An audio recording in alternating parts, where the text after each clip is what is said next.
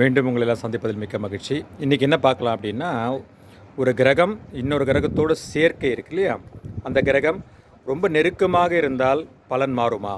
கண்டிப்பாக மாறும். ஒரு எக்ஸாம்பிள் எடுத்துப்போம்.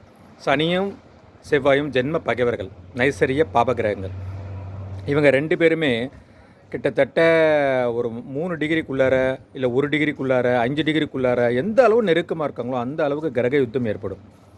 ஸோ இந்த யுத்தத்தில் செவ்வாய் ஜெயிப்பார்.